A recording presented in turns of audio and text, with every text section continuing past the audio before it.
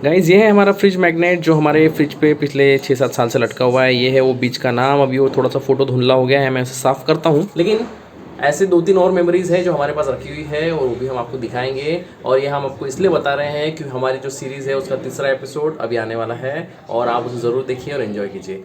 देखते हैं तीसरा एपिसोड डे 3।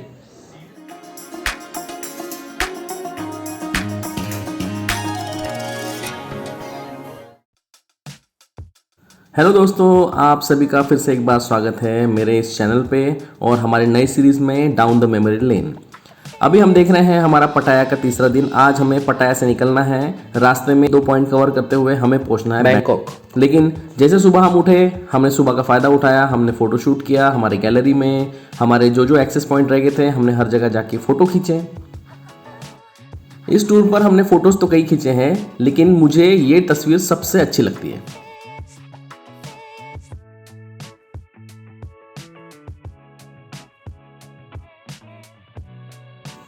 फोटो सेशन पूरा होने के बाद और हमारा ब्रेकफास्ट होने के बाद हम पहुंच गए नीचे रिसेप्शन एरिया में, जहां हम लोग कर रहे हैं अभी हमारी बस का वेट।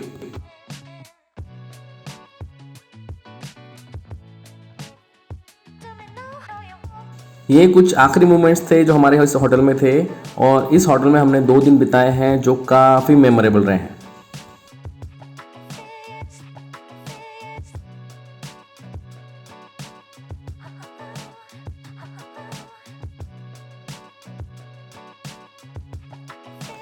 हमारे होटल में उस समय कुछ स्कूल की भी ट्रिप आई हुई थी, तो उसके भी बच्चे चेकआउट कर रहे थे, तो वो भी वहाँ थे। और हमारा समय हो गया था क्योंकि हमारी बस आ चुकी थी, तो हमने सब सामान चढ़ाया, बस में बैठे खुशी खुशी और हमारे होटल को किया हमने बाय बाय।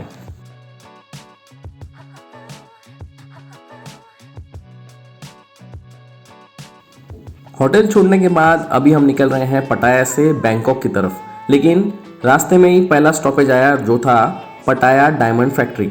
यहाँ पे हमें सबको चाय पिलाई गई जो काफ़ी टेस्टी चाय थी और हमें लगाया गया लाइन में, क्योंकि यहाँ पे उस दिन काफ़ी रश था, इसलिए हमें वेट करना पड़ा उस डायमंड फैक्ट्री में एंटर करने के लिए। लेकिन इस लाइन में लगने के समय वहाँ पे हमें कुछ राजा जी के लिए जो नैवेद्य लगा था उसका भी दर्शन हुआ। लेकिन इस भोग में एक बात अलग थी, राजा जी को खाने के साथ रम का भी भोग लगाया गया था, जो हमें काफ़ी अमेजिंग लगा। दोस्तों, जब हम क्यू में खड़े थे तो वहाँ पे एक पोस्टर था जिसमें जन्मदिन के हिसाब से नग और मोती बताए गए थे। आप भी देख लीजिए, शायद आपके भी कुछ काम का हो।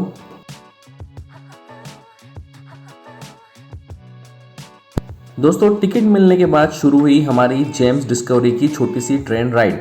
इस ट्रेन राइड में हमें बताया गया कि ये जो मोती या जेम्स होते हैं या महंगे रत्न होते हैं, ये कैसे बनते हैं, कहाँ मिलते हैं, इनकी बनने की प्रक्रिया कैसी होती है और इन्हें ओवरऑल कैसे ज़मीन से निकाला जाता है और ओवरऑल कैसे पॉलिश किया जाता है। तो ये सुनना काफ़ी मज़ेदार था। जेम्स डिस्कवरी देखने के बाद नेक्स्ट स्टॉपेज था थाईलैंड के कल्चर के बारे में जानने का। यहाँ बताया गया कि थाईलैंड कैसे डेवलप हुआ, थाईलैंड में ग्रामीण भागों में क्या एक्टिविटी की जाती है और शहरी भागों में क्या एक्टिविटी की जाती है, और थाईलैंड कैसे अभी धीरे धीरे मॉडर्नाइजेशन की तरफ बढ़ रहा है, लेकिन अभी भी राजेशाही और राजा जी के जो भी संस्कार हैं उन्हें कैसे यहाँ पे फॉलो किया जाता है। इस छोटी सी राइड में थाईलैंड के सबसे महंगे डायमंड, रत्न, मोती जो भी रखे हैं वो भी हमें दिखाए गए।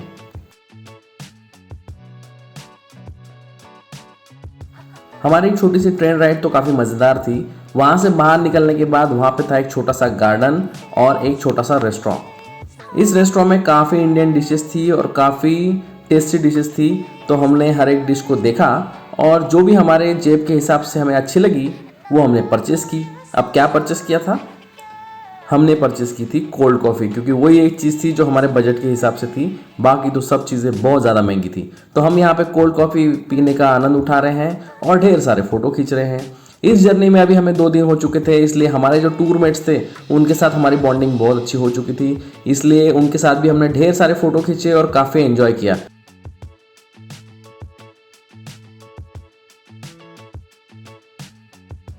इस समय हमारे अड़ोस पड़ोस में काफ़ी फॉरेनर्स थे।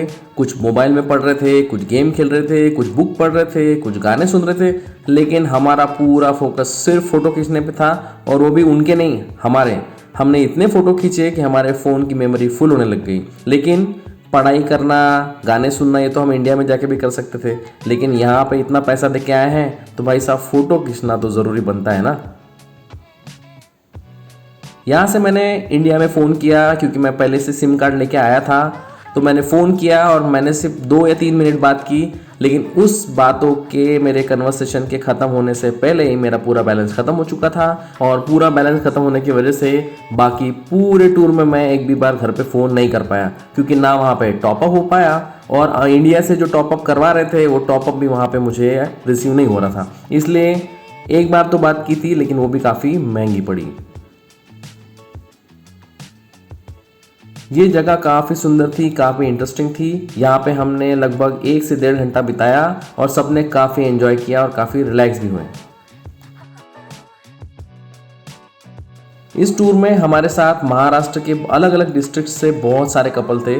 जितना मुझे याद है उसके हिसाब से 17 कपल थे, माने टोटल 34 लोग थे इस टूर पे हमारे साथ। और उसमें से 6 या 7 लोग थे जो हमारे साथ बहुत अच्छे जम गए थे, और उनके साथ हमारी ट्यूनिंग बहुत अच्छी जम गई थी। इसलिए हर जगह पे, हर सेशन में, खाना खाने के समय, घूमने के समय, हर समय हम लोग साथ में रहते थे। इस टूर पर खींची गई हमारी सबसे अच्छी तस्वीरें इसी जगह की है, क्योंकि यहाँ पे एसी भी था, गर्मी नहीं थी, पसीना नहीं था, और लोकेशन भी बहुत अच्छा था। फिर समय हुआ हमारा जेम्स फैक्ट्री से निकलने का और आगे बढ़ने का नोंगनूच विलेज की तरफ। अब नोंगनूच विलेज ये पटाया से बैंकॉक के बीच में स्थित है, और ये बहुत बड़ा बॉटनिकल गार्डन है, और यहाँ पे काफ़ी इंटरेस्टिंग आर्टिफैक्ट्स है और काफ़ी इंटरेस्टिंग चीज़ें हैं जो मैं आपको अभी फ़ोटो के रूप में दिखाने वाला हूँ।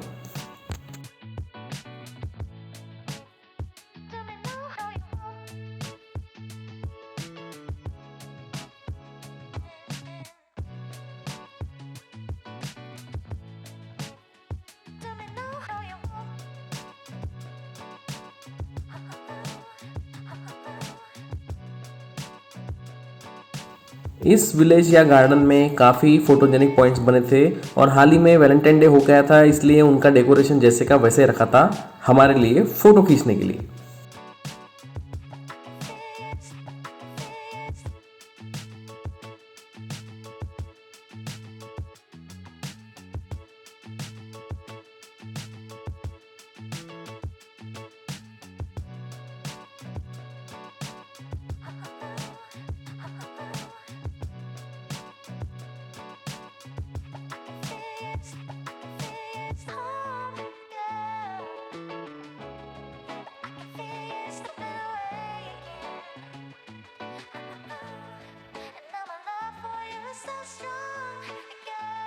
यहाँ पे एक और सेक्शन था जो काफ़ी इंटरेस्टिंग था, जो था पॉटरी से रिलेटेड, माने मिट्टी के बर्तन जो बने थे उसके अलग अलग आकार से घड़े, अलग अलग चेहरे, अलग अलग आकार देख के बर्तन बनाए गए थे, जो देखना काफ़ी इंटरेस्टिंग था, और उसका यूज़ भी उन्होंने काफ़ी मज़ेदार तरीके से किया था।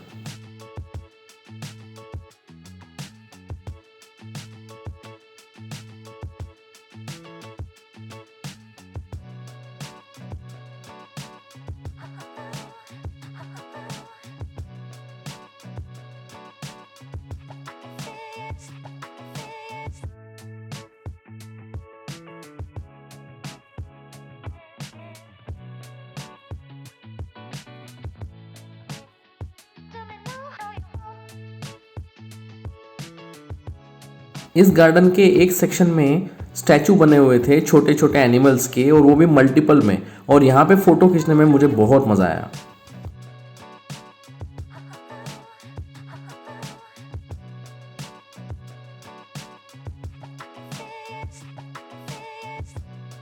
सुंदर से गार्डन को देखने के बाद हमारा नेक्स्ट स्टॉपेज था गोल्डन टेम्पल या सुवर्ण मंदिर। यहाँ पे भी काफ़ी सुंदर सुंदर मूर्तियाँ रखी गई थी।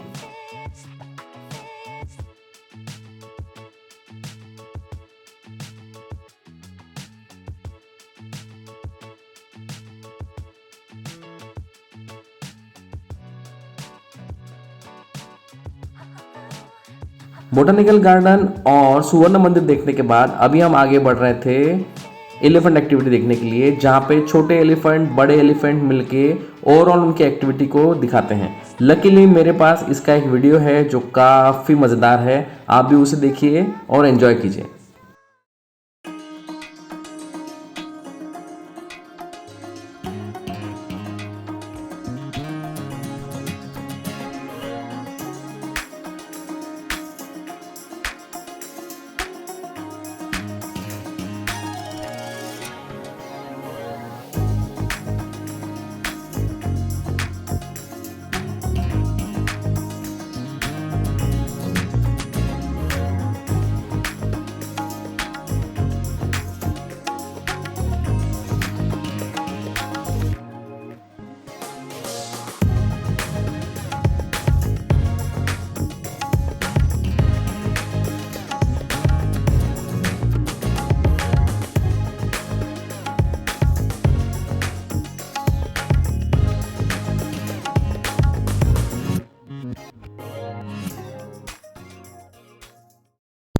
दोस्तों अब शो तो इतना सुंदर चल रहा था, लेकिन खुशहाली बार बार पलट के मुझे देखी जा रही थी। अब क्यों? तो खुशहाली को दिख गई थी एक्टिविटी और वो उसे करनी थी। मैं उसे मना कर रहा था क्योंकि उसके लिए लगने थे पैसे, तो मैं उन्हें मना कर रहा था, लेकिन उनको तो जिद थी कि उनको ये करना था। लेकिन मैंने उन्हें इग्नोर किया और फोकस किया हाथी की पेंटिंग पे। यहाँ हाथी सुंदर सी पेंटिंग बना रहा है।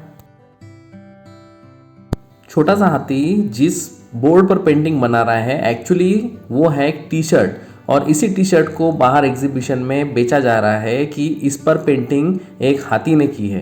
तो है ना इंटरेस्टिंग चीज़, हाथी का स्किल भी दिखा दिया और मार्केटिंग भी कर दी और खरीदने वालों ने खरीद भी ली। लेकिन यहाँ हाथी भी पेंटिंग बनाता है, अमेजिंग है भाई साहब। सिर्फ पेंटिंग ही नहीं, यहाँ के हाथी वॉलीबॉल खेलते हैं, साइकिल चलाते हैं, ऑटो चलाते हैं, निशानाबाजी करते हैं, बलून फोड़ते हैं। बहुत सारी एक्टिविटी है जो इनको सिखाई गई है और इनको देखना बहुत बहुत बहुत मज़ेदार था।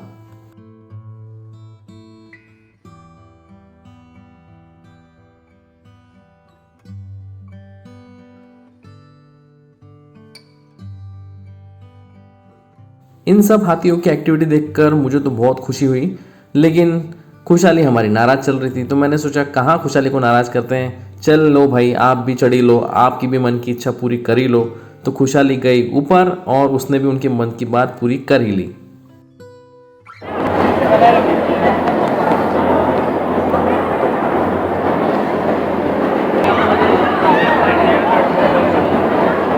यहाँ पे खुशहाली के खुश होने के बाद हम बढ़े आगे, और आगे था हमारा एक और शो, जो शो था अल्काज़ार जैसा। वहाँ पे भी एलिफेंट और बाकी एनिमल की एक्टिविटी हुई, स्टेज शो हुए, डांस हुआ, ड्रामा हुआ, लेकिन उसका वीडियो मेरे पास नहीं है। लेकिन इसमें भी हमें बहुत मज़ा आया।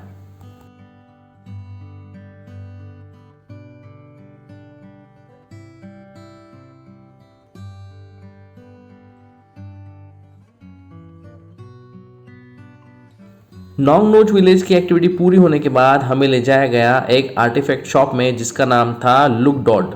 अब यहाँ पे बहुत सुंदर और बेहतरीन बेहतरीन आर्टिफैक्ट्स लगे थे जो बने थे लकड़ी से। तो उसमें से 2 आर्टिफैक्ट हमने घर पे लाए हैं एज अ सोवेनियर, जो हमने अब तक के संभाल के रखे हैं। और ये गैलरी बहुत सुंदर थी, इसके भी कुछ फ़ोटो है, आप उन्हें भी एंजॉय कीजिए।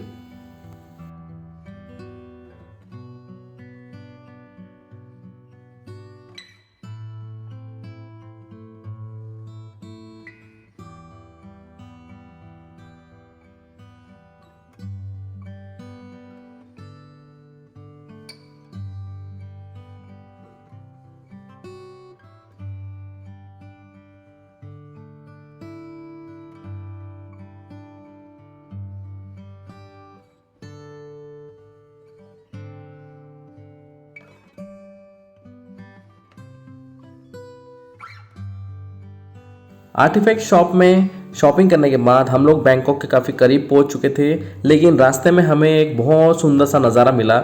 एक पहाड़ पर लेज़र के हेल्प से बुद्ध जी का एक बहुत सुंदर सी प्रतिमा तैयार की गई थी, जिसे आजकल लेज़र बुद्धा नाम से भी जाना जाता है। और वहाँ पे अभी गार्डन बन चुका है जो उस समय वहाँ पे बन रहा था। आज वो गार्डन अच्छा खासा डेवलप्ड है और वो काफ़ी सुंदर सा पहाड़ था, नेचुरल पहाड़ था, जहाँ पे लेज़र से उन्होंने ये प्रतिमा बनाई थी। आप भी देखिए ये कितनी सुंदर है।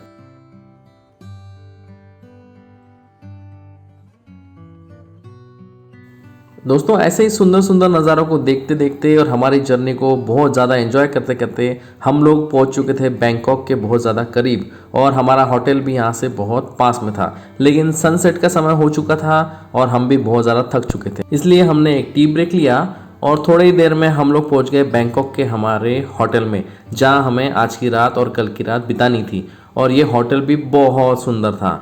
तो दोस्तों यहाँ पे हम पहुँच चुके थे और हम लोग रिलैक्स करने जा रहे थे, लेकिन आज का भी दिन काफ़ी इंटरेस्टिंग और अमेजिंग रहा था और ऐसी रही थी हमारी आज की जर्नी। होपफुली आपको ये सब पसंद आई होगी। मिलते हैं कल के व्लॉग में, तब तक के लिए sayonara. Please watch the next vlog of day 4। Thank you.